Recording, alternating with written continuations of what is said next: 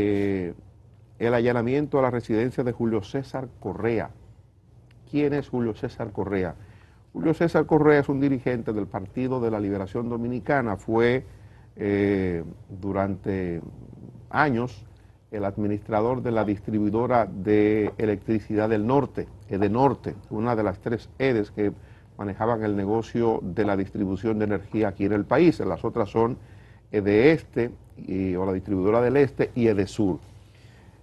Ayer me llegó el acta de allanamiento que había emitido el juez Alejandro Vargas y sí se menciona la descripción de la casa ubicada en La Vega, pero en ningún momento, en ninguna parte de la resolución o de la sentencia o de la comunicación que autoriza el allanamiento de la morada se hace referencia a que es la residencia del señor Julio César Correa, que ya de hecho ha sido mencionado en asunto de abandono de vehículos, y de hecho el administrador actual, la persona que está a cargo de la EDE, ha dicho que encontró un gran desorden allí.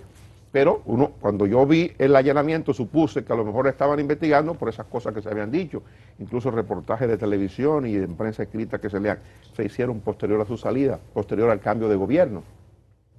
Pero resulta que después de más de 9 horas en el proceso de allanamiento, comenzó en la tarde y terminó en horas de la madrugada del domingo, no se encontró nada, y lo que dice el acta de allanamiento, después de describir la vivienda, el tipo de vivienda, color de vivienda, número de vivienda, sector donde era que se procuraba encontrar allí algún tipo de documentación, de CD, de equipos que pudieran, o de documentos de constitución o cambio de compañía, de accionista de compañía, que pudieran servir para el juicio o para el expediente que se le está instrumentando a Juan Alexis Medina Sánchez, hermano del presidente Danilo Medina, quien está acusado o es el principal responsable, según el Ministerio Público, de la operación Antipulpo, una operación que ha montado el Ministerio Público y que pretende establecer que Alexis Medina Sánchez era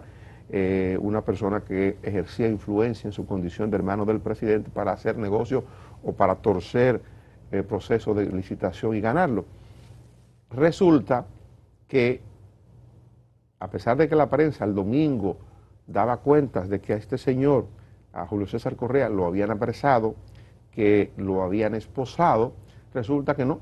Emery Rodríguez, que es la abogada del señor Julio César Correa, decía en unas declaraciones a la prensa, en esas imágenes que ustedes ven ahí, ella le decía a un grupo de periodistas que estaban en la casa de Correa, ella le decía, no, él en ningún momento fue apresado, él en ningún momento fue esposado, él permanece con su familia en su residencia, no le pasó nada.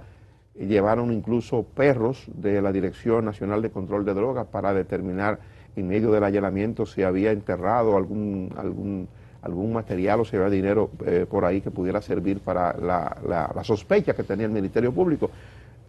Finalmente no encontraron nada. Frente a eso, yo no sé lo que va a decir hoy el Ministerio Público, que la Procuraduría tiene un equipo de prensa. Sí, el equipo de prensa de la Procuraduría es bastante efectivo. Me imagino que hoy estarán, o ya articularon este fin de semana lo que van a decir hoy. Pero esa familia la sometieron a un proceso de tortura prácticamente, porque no es fácil que usted le metan a su casa un contingente de decenas de guardias, policía, perros. Es un mal momento que pasa cualquier familia que se ve sometida a ese tipo de cosas. Uno sabe que la Procuraduría tiene derecho a gestionar ese tipo de facilidad, un allanamiento como parte de un proceso de investigación, eso tiene perfecto derecho el Ministerio Público, tiene perfecto derecho, si hay motivo, el juez para disponerlo, pero no se puede obviar lo que eso genera, y sobre todo cuando después no encuentran nada. Excúseme, señor, excúseme, familia, eso no cae bien, es lo único que puedo decir. El acta de allanamiento, la orden de allanamiento firmada por el juez José Alejandro Vargas, era supuestamente para identificar que esa casa le pertenecía a Alexis Medina.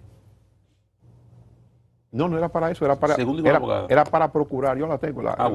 Era para procurar encontrar en la casa elementos que pudieran establecer que en esa propiedad se guardaban cuestiones, pruebas que podían ser utilizadas por el Ministerio Público para la acusación que está elaborando de manera formal contra Alexis Medina Sánchez. Nada que ver en ese caso, porque no fue por el caso de Norte, que si hay algo que responder por la administración de bienes públicos en el norte, bueno, porque lo responda. Claro. Pero aparentemente lo que se le estaba indagando no era por eso, sino por una vinculación al caso Antipulpo. Y lo digo porque y yo insisto en esto, este es el mismo Ministerio Público del caso de Brecht. Aquí ha cambiado una figura del Ministerio Público que es la procuradora, pero es la misma gente. Es la misma gente que está ahí todo el tiempo. Esa es la misma gente, señores, que falsificó un acta de depósito, que le dijeron una prueba a Roberto Rodríguez de que había depositado 100 millones de pesos y eran 100, y era un millón de pesos. Permíteme, Oscar, para que la gente que nos está viendo y que anoche quizás no lo pudo ver en el programa Proceso, la resolución del magistrado Alejandro Vargas dice, primero, resuelve autorizar al licenciado Wilson Manuel Camacho Peralta, procurador adjunto titular de la Procuraduría Especializada de Persecución de la Corrupción Administrativa, a practicar allanamiento tanto en el día como en la noche a los fines de secuestrar bienes y documentos, tales como informaciones bancarias, financieras, contables, transacciones sobre pagos, servicios, además de transferencia, descargas, acta de constitución o modificación de compañías, dispositivos de almacenamiento de datos electrónicos, informáticos y cualquier otra evidencia relacionada con los tipos penales descritos en las normas relativas a ilícitos penales descritos en el cuerpo de esta instancia en perjuicio del Estado Dominicano, las cuales están relacionadas al investigado Juan Alexis Medina Sánchez. Es lo que dice en la parte, en el dispositivo fundamental para motivar la decisión del juez a dar el allanamiento.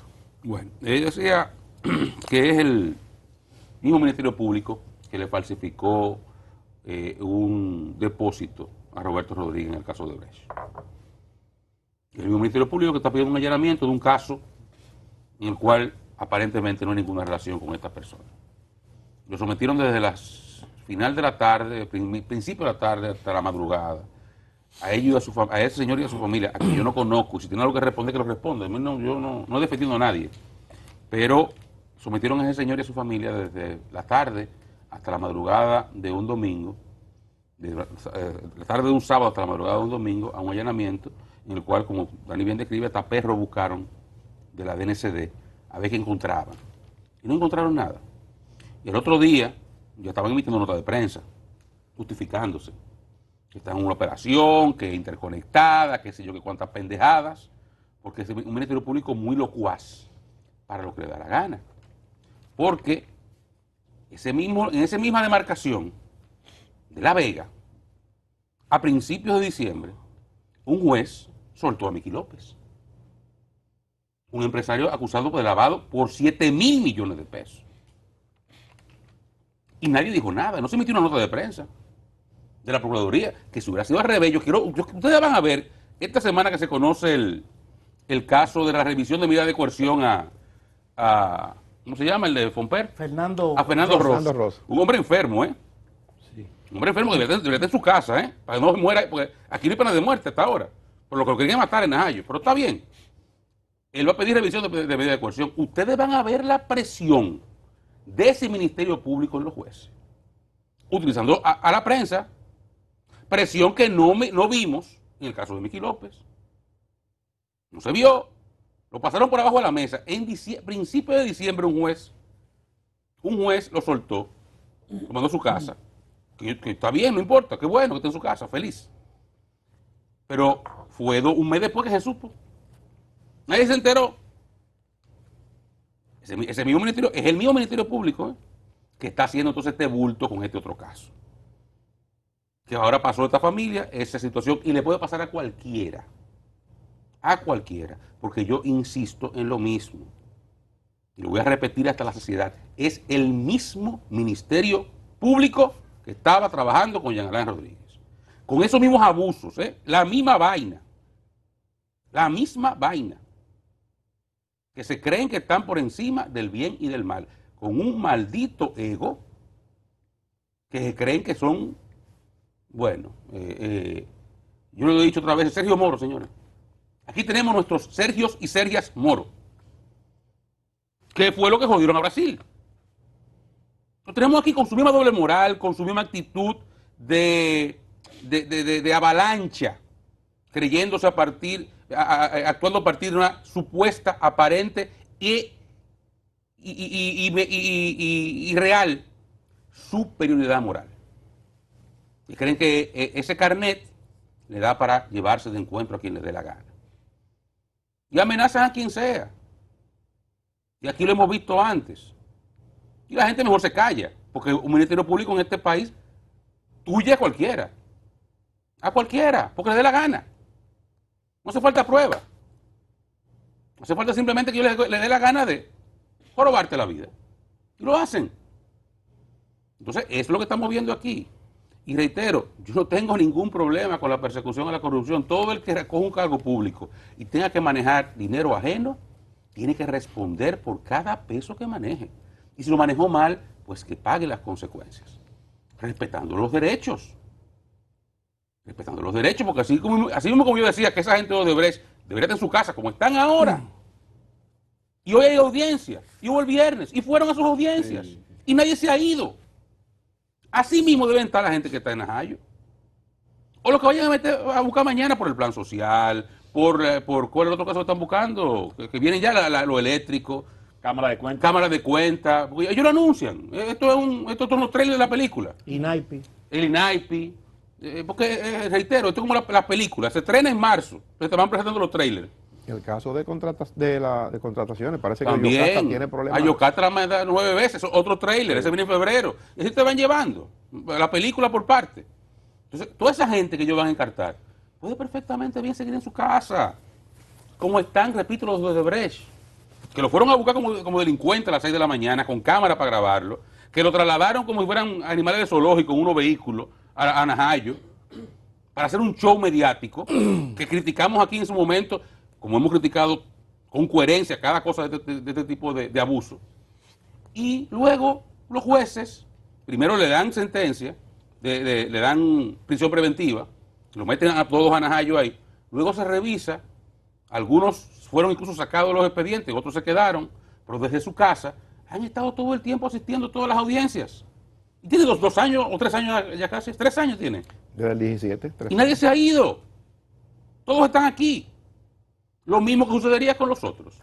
No, poner prisión preventiva para hacer el show. Y es lo que vamos a seguir viendo.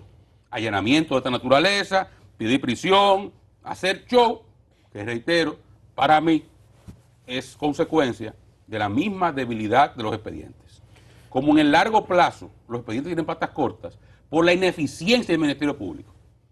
Porque si fueran tan eficientes armando expedientes como son eficientes manejando la prensa, fueran estrellas. Pero como su eficiencia es mediática, no es real en la fortaleza del expediente, entonces necesitan ese show, porque saben que a la larga, cuando vaya avanzando estos casos y ya la presión mediática vaya bajando, entonces ya se ve la realidad de expedientes con muy poca sustancia. Pero es lo que tenemos ahora pendiente, como repito, son los trailers de los casos. Este allanamiento de ahora es uno, mañana vendrá otro, pasado otro, y así estarán entreteniéndonos, sabrá Dios hasta cuándo.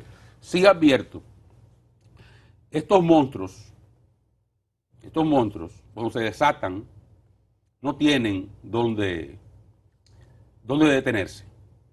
Se sabe dónde comienzan, pero no dónde terminan. Se sabe dónde comienzan, pero no dónde terminan.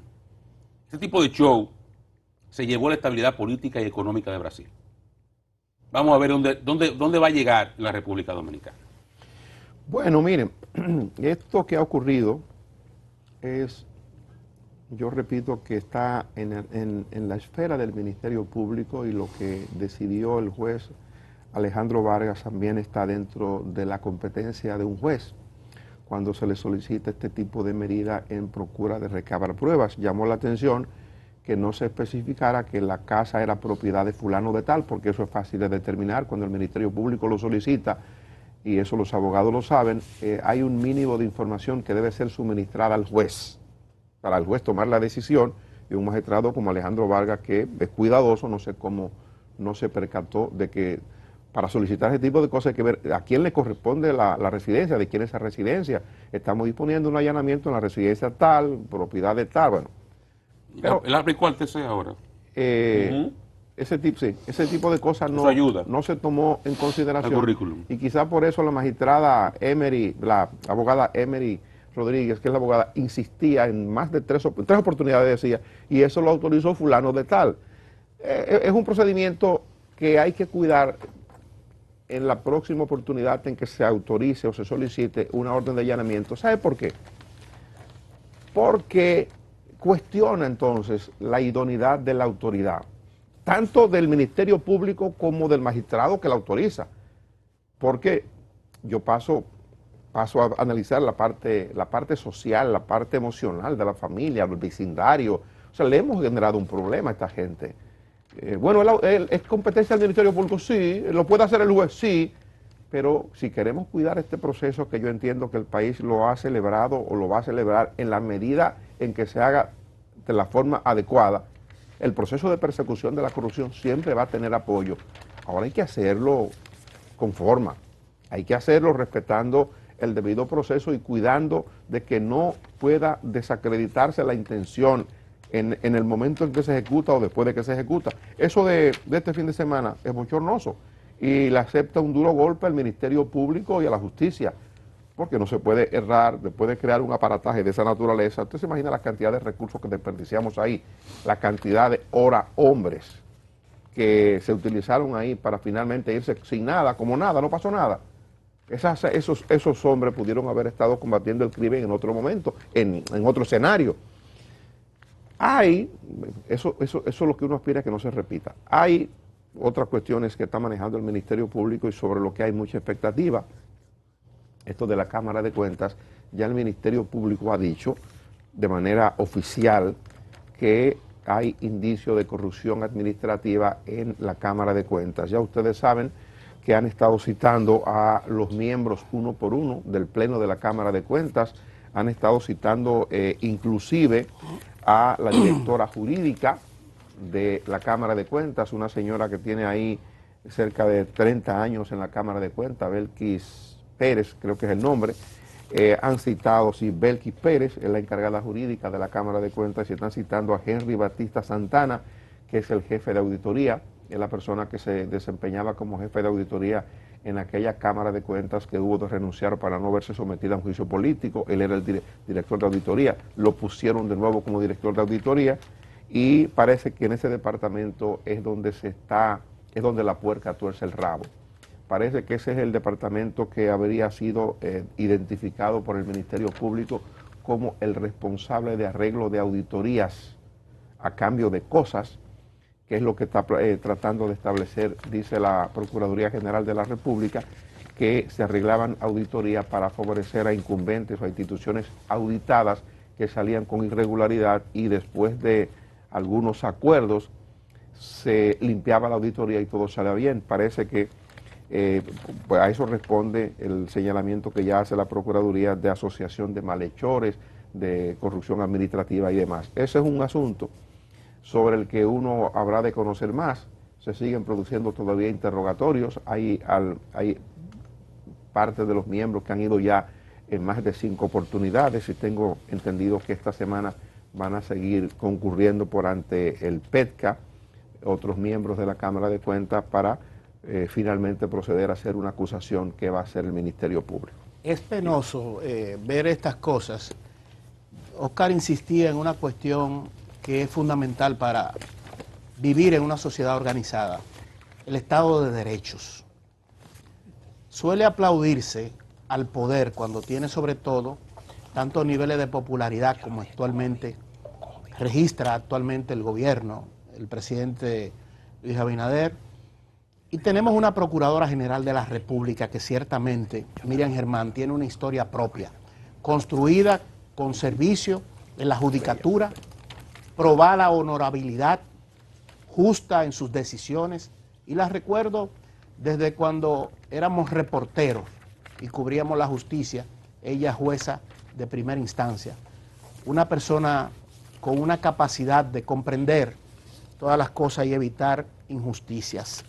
El artículo 44 de la Constitución de la República versa sobre el derecho al buen nombre, la honorabilidad, protección de la imagen de la persona, y me permito leerlo. Se garantiza el respeto y la no injerencia en la vida privada, familiar, el domicilio y la correspondencia del individuo. Se reconoce el derecho al honor, al buen nombre y a la propia imagen. Toda autoridad o particular que los viole está obligado a resarcirlos o repararlos conforme a la ley. Todo eso, señores, es para garantizar que hoy esté ocurriendo con otro, pero mañana puede ocurrir con uno. Y por más encumbrado que usted esté, si no, pregúntele a gente que estuvo con mando y poder hasta hace poco tiempo, hasta el 16 de agosto del año pasado, y cómo está pasándola ahora. Esto es una rueda, esto es como la Catalina de la bicicleta, 2 pedales, uno arriba y otro abajo, y es cíclico, y eso sigue, es dinámico. Lo único permanente en la vida es el cambio, y debemos de garantizar que no haya abuso, que no haya atropello, que se investigue con profundidad. Yo no sé por qué la desesperación de ir a un lugar con ese aparataje y encontrar nada. ¿Qué falló ahí? ¿La inteligencia previa? ¿La investigación? ¿La precisión en la búsqueda? ¿Qué falló? Porque se hace un daño. Y la magistrada Miriam Germán, que es la líder del Ministerio Público actualmente, yo creo que debería de tomar un poquito de calma y de un poquito más control sobre estas cosas, de reorientar la forma en cómo se están haciendo, porque la gente quiere ciertamente que haya procesos judiciales y que se investigue, y todo el que le echó mano a recursos del Estado, del pueblo dominicano, que responda. Tú sabes que nadie se opone a eso. Que yo todavía quiero creer que hay aspectos de todo esto que la magistrada Germán no maneja. Sí, recuérdate que ella es la titular. Sí, pero ella ha estado un poquito afectada de su salud, una persona que ya no tiene la estamina que hace falta para un cargo tal vez tan pesado como ese. Y recuérdate que yo, no son pocos años, pero tampoco son muchísimos, como usted, un señor ya de la cuarta edad. Pero yo no sé si usted te recuerde, apelo a su memoria y su trascendencia, que es mucho mayor que la mía. Si usted recuerda alguna vez un presidente de la República juramentando a un procurador adjunto junto con la Procuradora General de la República. No. Nunca antes. Y yo no he visto muy pocas imágenes de doña Miriam Germán donde no esté flanqueada. Incluso Alejandro de la Prensa. No estoy diciendo con esto que ella no controle el área, simplemente que yo creo que hay cosas que se le pueden dificultar un poco a ella manejar, por diversas razones. Y este tipo de abusos no se corresponden con la trayectoria ni la visión jurídica de la magistrada Germán, que es una mujer que ha dado cátedra de apego al Estado de Derecho. Entonces, por eso yo todavía trato de entenderlo por esa vía. Porque si no tendría que entender que doña Miriam cambió y que ahora permite y fomenta atropello de esa naturaleza, que nunca ha sido su conducta como juez, nunca lo fue. Siempre fue una juez garantista, dura, firme en la aplicación de la ley, pero garantista de los derechos. Y ahí está su historial en la justicia. Entonces, por eso yo todavía quiero mantener cierta distancia con estos atropellos que se están cometiendo, con lo que ha sido la hoja de vida de la magistrada Germán. Mire, quiero tocar el tema de lo que